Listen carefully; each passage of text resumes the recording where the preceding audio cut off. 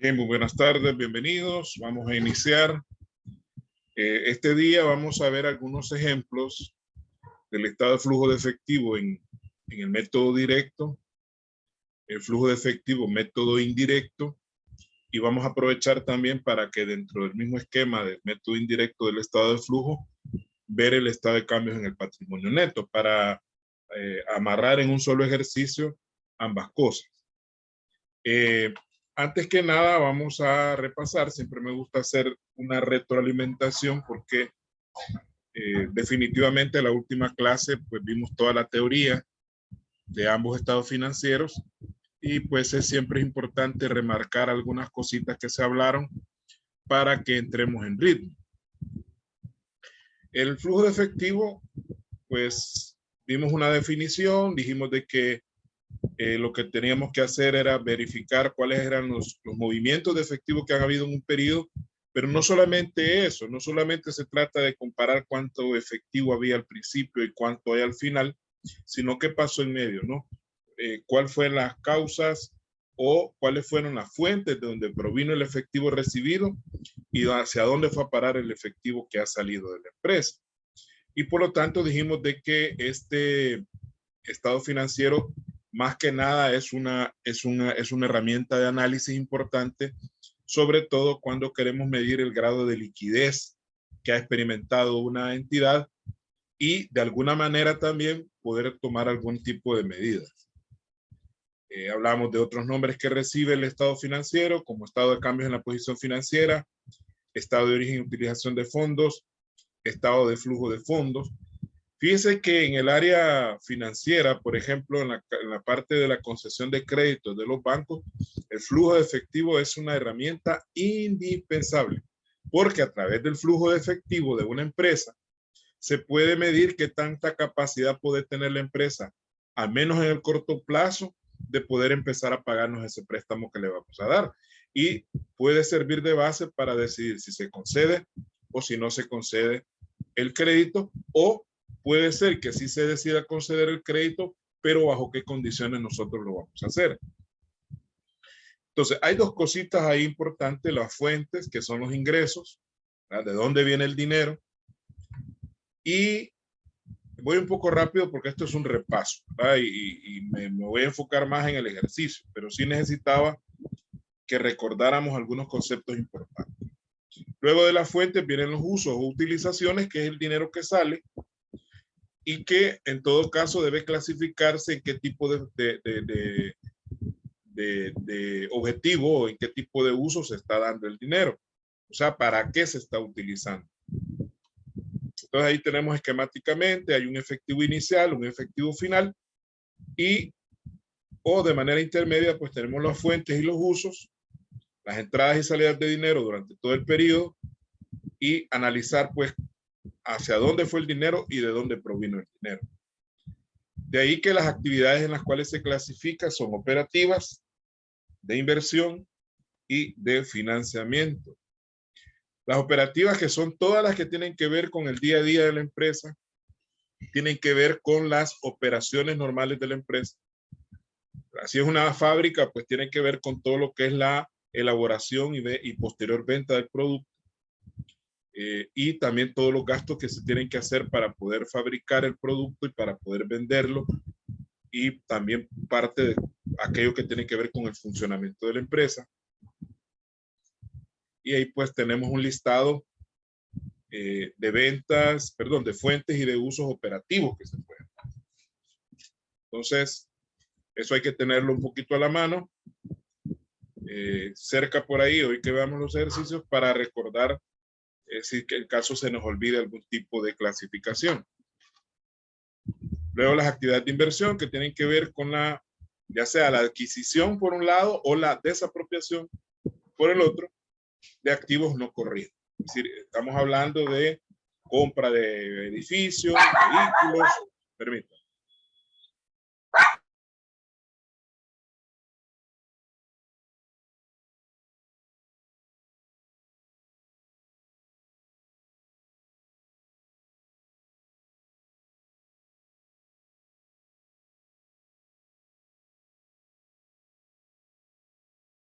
Bueno, ahí estaba la perrita un poco emocionada, pero ya, continuamos. Entonces, todo lo que tiene que ver con activos no corrientes, que pueden ser fijos, pueden ser financieros, pueden ser intangibles, ya sea adquirir esos activos o desapropiarse de ellos, es decir, venderlos, todo eso tiene que ver con las actividades de inversión. Y por último, bueno, aquí tenemos, vimos un cuadrito donde estaban los diferentes casos de fuentes y usos que se pueden dar en el área de inversión. El área de financiamiento que tenemos que ver, dijimos, con más que todo financiamiento a largo plazo en forma de pasivo no corriente, generalmente tiene que ver con préstamos bancarios más que todo, o con componentes del patrimonio neto, porque dijimos de que en esencia, perdón, las aportaciones de capital que pueda dar un accionista, por ejemplo, o los retiros de capital que esos mismos accionistas puedan hacer de la empresa, pues constituyen prácticamente actividades de financiamiento. Aunque en el caso del capital es un financiamiento, dijimos, a muy largo plazo o a un plazo indefinido, porque no sabemos en qué momento el accionista va a querer retirarse. Mientras que con los préstamos, pues ya tenemos fechas de vencimiento, fechas de pago y hay un plan de amortización de esos préstamos. Y tenemos ahí las fuentes y los usos de financiamiento. Luego dijimos que habían dos métodos. El método directo y el método indirecto. Y habíamos explicado que el método directo, pues los flujos de efectivo se establecen de manera, como su nombre lo indica, de manera directa. Y obviamente, pues vamos a tomar la información directamente de los registros contables de la empresa. Esto permite que el método directo sea más confiable, puesto que estamos tomando la información de manera, vamos a la fuente prácticamente de información y por lo tanto todos los flujos quedan establecidos de manera correcta. Ahora, quiero aclarar que para el ejercicio o los ejercicios que vamos a ver en clase, lo vamos a ver de manera muy simplificada porque para hacer un ejercicio así realmente tendríamos que tener acceso a todos los movimientos de efectivo que ha hecho una empresa durante un periodo determinado, lo cual pues sería un proceso muy, de alguna manera muy engorroso, muy largo.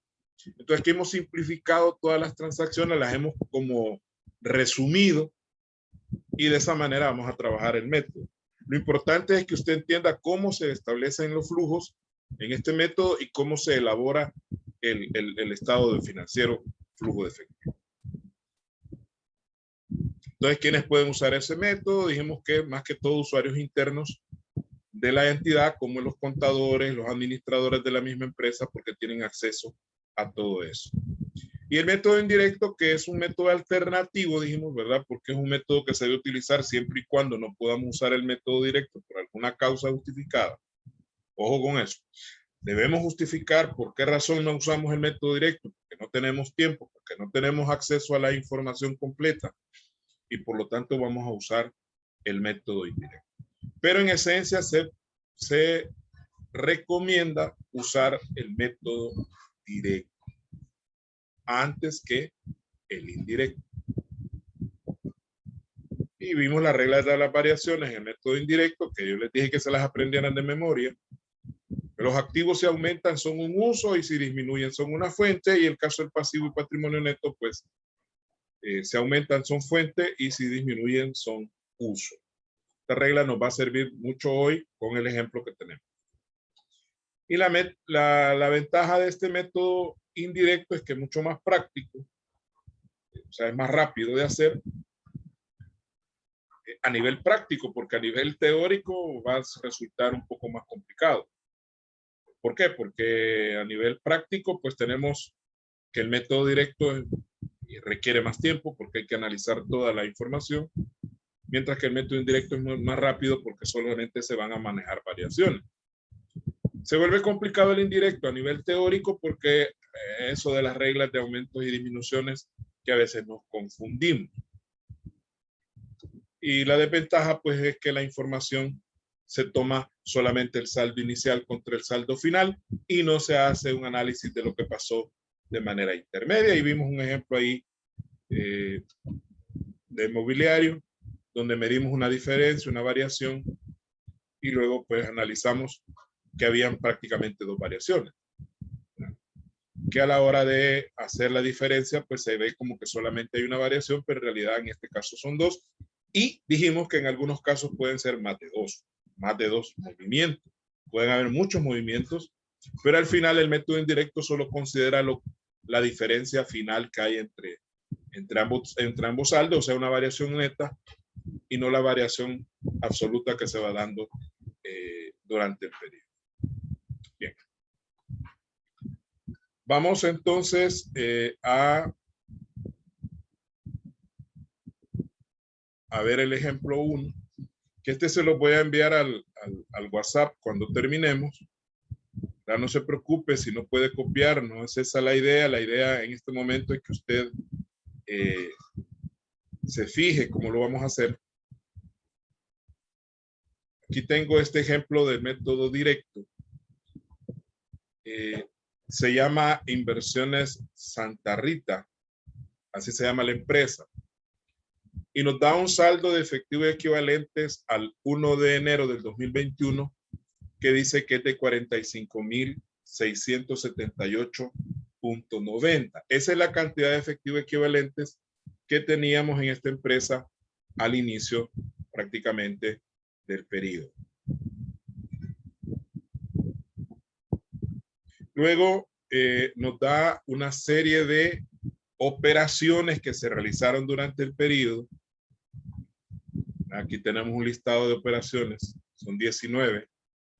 Decía yo hace un rato, no vamos a tomar toda la información que podría existir en una empresa verdadera, sino que lo que queremos ver algunos casos de operaciones que se dan para que usted entienda de qué manera va a clasificar los diferentes flujos de efectivo, tomando en cuenta que en el método directo no toda la variación o no todos los movimientos se van a considerar dentro del flujo, sino que solamente aquellos que tengan que ver con efectivo y equivalente. Bien. Sin más preámbulo, veamos la primera operación.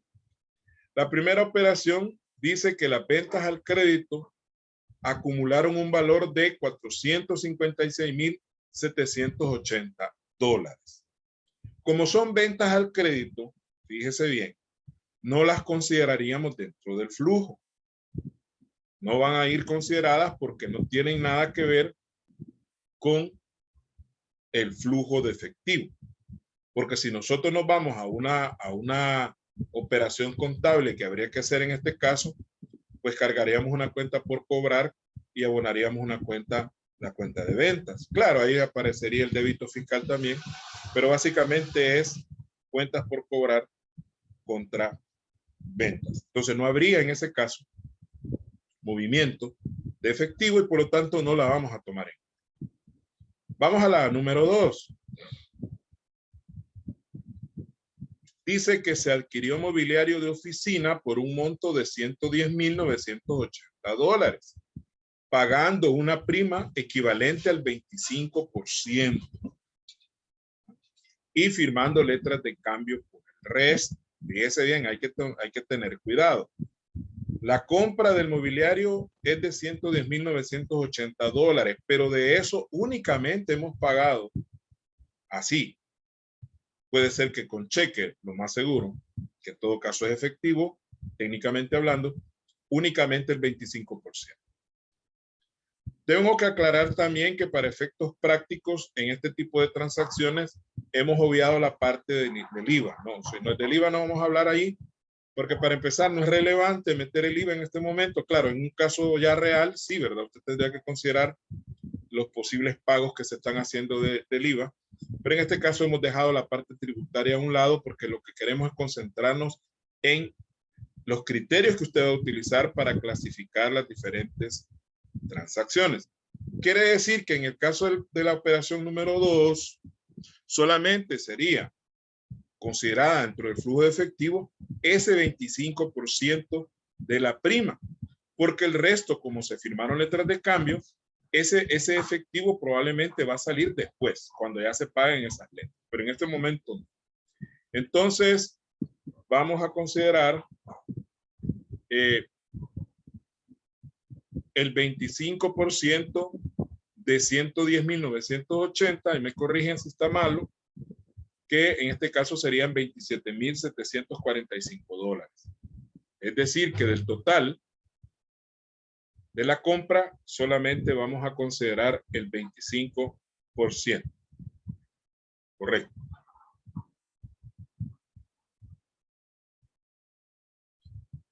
Ya que hemos nosotros establecido el valor, en este caso, ese 25%,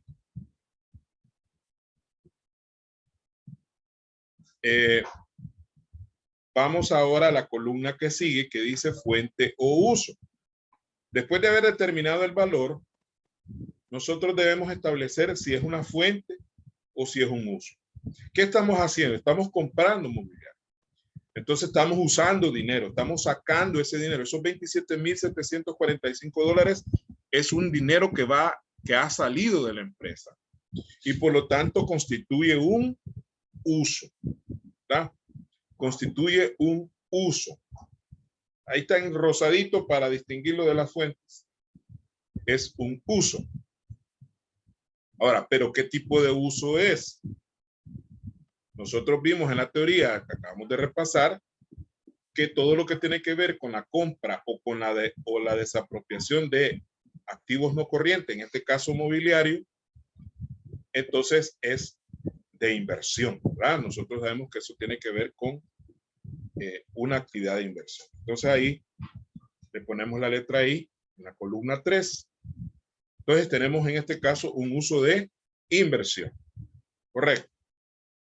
Repito, esto se lo voy a enviar al WhatsApp ya resuelto, ¿no?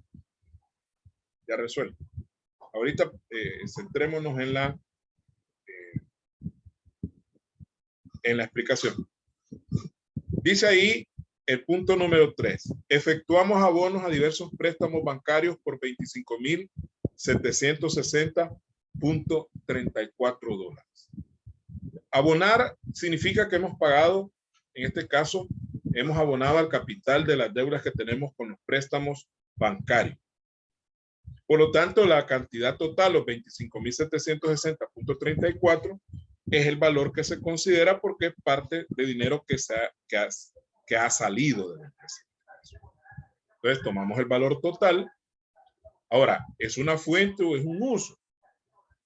Obviamente, en este caso, es un uso también porque es el dinero que está saliendo de la empresa. Es un uso también. Pero ¿qué tipo de uso es? Como estamos pagando un préstamo bancario, tal como lo hemos establecido en la teoría, estamos hablando de un uso de financiamiento porque estamos cancelando una deuda que generalmente, dijimos, los préstamos bancarios generalmente son a largo plazo, a menos que se especifique que es a corto plazo. En este caso vamos a asumir que es a largo plazo y por lo tanto es un uso de financiamiento. Muy bien, sigamos. Las compras al contado ascienden a 12.800. Como es al contado, significa que hemos pagado, ya sea a través de un cheque o de efectivo, esas compras que hemos hecho. Aquí estamos partiendo de que toda esta información es de todo el año, ¿verdad? Esto ha pasado durante todo el año. Muy bien. Entonces vamos a considerar el total. Los 12.800 prácticamente serían considerados porque todo es al contado. Y como es una salida de dinero, ¿verdad? Porque estamos comprando, entonces también sería un uso. Un uso, porque es dinero que sale de la empresa. Ahora, ¿qué tipo de uso es? Tiene que ver con las operaciones normales de la empresa. Entonces, en este caso, estaríamos hablando de un uso operativo, ¿verdad? Es un uso operativo, puesto que tiene que ver con las operaciones normales de la empresa, que en este caso son las compras de mercadería. Y luego nos dicen el punto número 5 que las compras al crédito del periodo ascienden a 115.870.24. Ojo con lo que dice. Dice compras al crédito. Con solo ese dato que dice al crédito, obviamos considerarlo. No lo podemos considerar porque son al crédito. ¿Right? Y si son compras al crédito, significa que al menos en el momento de la compra no ha habido salida de dinero. Claro, va a haber una salida de dinero, pero hasta que nosotros le paguemos a los proveedores, ya sea de manera total o de manera parcial, esa deuda. Ya vamos a ver que más adelante aparece un caso de eso. Entonces lo dejamos ahí y vamos al punto número 6. En el punto número 6 dice, en concepto de intereses bancarios pagamos 1.560.35. Como ha habido pago, es un pago, entonces ahí sí se considera, consideramos el valor total, 1.560.35. Y obviamente, como estamos pagando, es un uso. ¿Verdad? Ahora, dijimos en la teoría también que los intereses, al menos para efectos del flujo de efectivo, los intereses van a ir dentro del flujo operativo para diferenciarlo de la parte de la deuda. Si nosotros observamos aquí arriba, cuando hablamos de los préstamos bancarios, aquí va la parte del capital de la deuda. Entonces los intereses van a ir aparte como un elemento más del flujo operativo. Entonces, flujo operativo. Entonces, uso operativo, ¿verdad? Muy bien. Bien, vamos con el punto número 7. Voy lento porque a mí un solo ejemplo vamos a ver, porque no hay tiempo para ver más ejemplos, al menos del método directo. Luego vamos a ver un ejemplo del método indirecto y luego un ejemplo del cambio de patrimonio. Depende cómo esté el tiempo y la capacidad que yo tenga para seguir explicando. Ahora bien, se compró material didáctico por un valor de 760.89 con cheque. Entonces, si fue con cheque, hay que considerar el valor total, 760.89. Y como estamos comprando material, pues esto es un uso porque es una salida de dinero. Un uso. Y la compra de material didáctico tiene que ver con las operaciones normales de la empresa, porque a través del material didáctico se entiende que es la papelería en general y artículos de oficina, como se le llaman, como son lápices, bolígrafos, engrapadoras, sacagrapas, sacabocados, dice la gente. No se llama así, no se llama perforador, pues no es el sacabocado, y la gente sacabocado que le dan un trompón a uno en la panza. Pero bueno, la cuestión es que es parte de la operatividad del negocio, por lo tanto va a ser también un uso operativo. Bueno, ya solo usos tenemos, no hemos visto ninguna fuente. Vamos a ver más adelantito. Dice el punto número 8.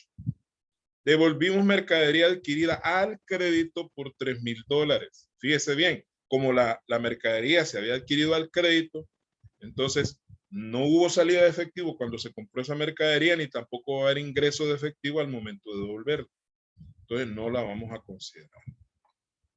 Veamos el punto 9. El punto 9 dice, se provisionaron intereses por préstamos bancarios a cargo de la empresa por un monto de 2.333.9. Cuando provisionamos, significa que no hay una salida de dinero en ese momento, sino que solamente se carga una cuenta de gasto, en este caso sería gastos financieros, y se abona una cuenta por pagar, que en este caso sería intereses por pagar. Entonces no habría en ese punto salida de dinero. Entonces no se toma en cuenta porque es una simple provisión. Tampoco. Veamos el número 10. Durante el periodo abonamos un total de 76.890.56 a los proveedores. Entonces, aquí sí hay salida de dinero porque le estamos abonando a los proveedores. Entonces el monto sería cabal 76.890.56. Ojo, sería un uso porque es una salida de dinero y sería en todo caso un uso operativo también. Sería operativo porque tiene que ver con las compras o con las cuentas por pagar en este caso. El número 11 dice las ventas al contado, o sea, cash, ¿verdad? Cayendo el muerto y soltando el llanto, como decíamos nosotros cuando éramos hipotes. Entonces, como son ventas al contado, obviamente hay que considerar el valor completo. Y aquí sí, ¿verdad? Ya sería una fuente. En celestito, es una fuente, porque es un dinero que ingresa a la empresa. ¿Y de qué tipo sería la fuente? Pues operativo. Porque las ventas y las compras tienen que ver con la operatividad del negocio. Veamos el número 12. Los clientes nos devolvieron mercadería sobre ventas al crédito por 1.200 y ventas al contado por 560. O sea, hicieron devoluciones sobre ventas al crédito y también devoluciones sobre ventas al contado. En este caso, solamente vamos a considerar las devoluciones sobre ventas al contado, nada más, que son $560. ¿Esto qué sería? Obviamente, como nos están devolviendo, nosotros les damos el dinero. Entonces hay una salida de dinero que se traduce en hay una entrada de dinero aquí, porque el cliente me devuelve aquí sí ya la regamos. Si los clientes nos devuelven, obviamente que es un uso. Vamos. Sí, ¿verdad? Porque nosotros recibimos la mercadería, pero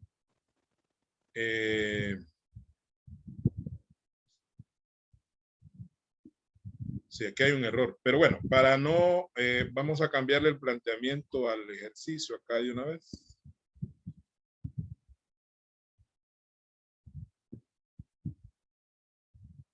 Para no, porque ya el ejercicio está cuadrado, ahí van a disculpar, todos nos equivocamos. Hasta el chango más vivo se le cae el plátano, dice el refrán. A los proveedores, vamos a ponerle para que tenga sentido, proveedores les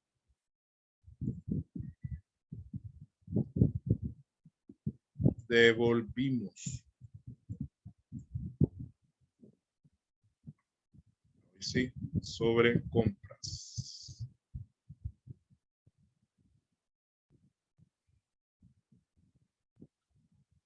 Compras al crédito y sobre compras.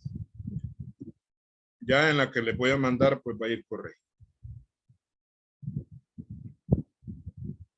Bien, pues sí tiene sentido.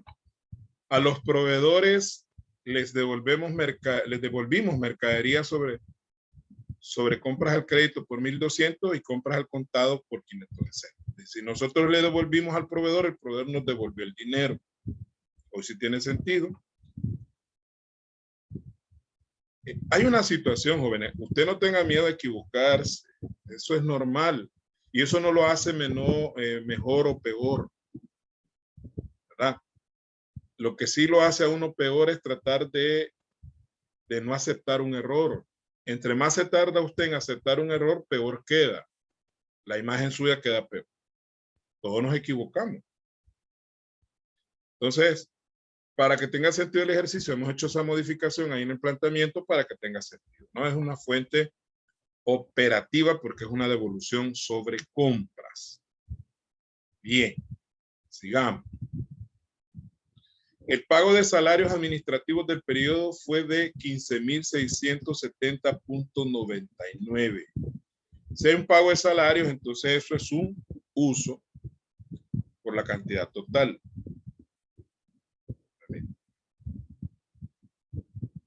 Es un uso. Y recordemos que los gastos los salarios son gastos de administración en este caso y por lo tanto son de tipo operativos también, ¿verdad? Son operativos. El 14 dice, recuperamos el valor de inversiones permanentes por 75,000. Estamos recuperando el dinero. Entonces los 75,000 los consideramos. Y como estamos recuperando la plata, ¿ah? Estamos recuperando la plata. Entonces, es una fuente. Pero ¿qué tipo de fuente es? Como son inversiones permanentes, las inversiones permanentes son activos financieros, entonces vamos a considerar esto dentro de las actividades de inversión. Inversión.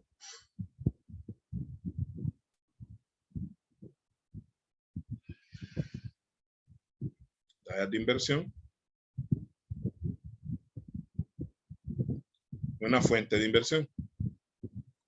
Luego dice el 15, quedaron pendientes de pago, ojo, que quedaron pendientes de pago diferentes servicios públicos por un monto de 2.560.76. Como quedaron pendientes de pago, obviamente no se han pagado y por lo tanto no hay movimiento de efectivo. Luego el 16 dice pagamos servicios públicos, puede ser el agua, energía eléctrica, teléfono, por $16,980. Entonces, este sería el valor total.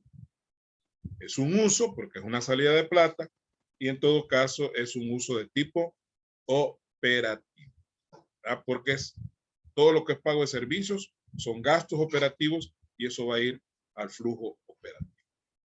Veamos el 17. Los clientes nos abonaron a sus cuentas, abonaron a sus cuentas un total de $325,000 durante el periodo. O sea, ellos nos pagan lo que nos debían.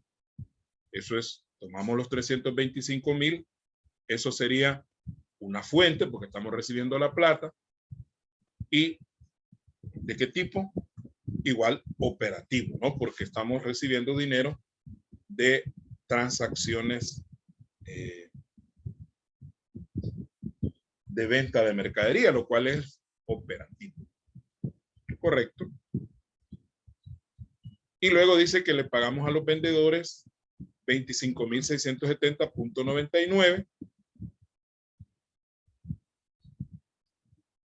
Entonces, este valor es un uso, porque estamos pagando, y es de tipo operativo también, porque las fuentes y usos operativos, si usted se va a dar cuenta, son las más comunes, las que más se van a dar, porque son lo del día a día de la empresa. Y tenemos luego que vendimos un vehículo usado. Aquí no dice si se vendió al fiado o no, pero normalmente usted va a rematar un vehículo usado, es en efectivo normalmente. Usted no va a vender un carro viejo al crédito.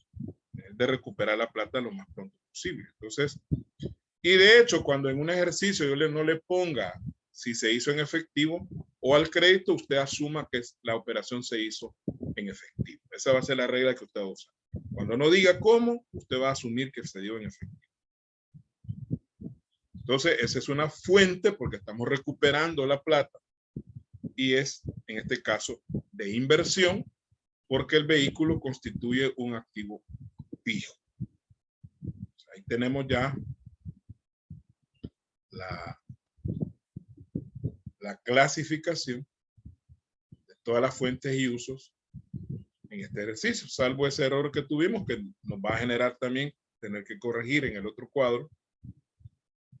Por ahí un par de cositas, pero bueno.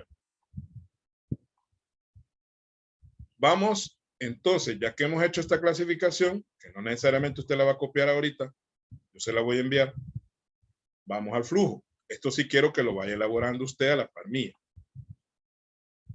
Vamos a hacer este cuadrito, le vamos a poner ciertos encabezados, creo que por ahí nos va a alcanzar el tiempo que tenemos.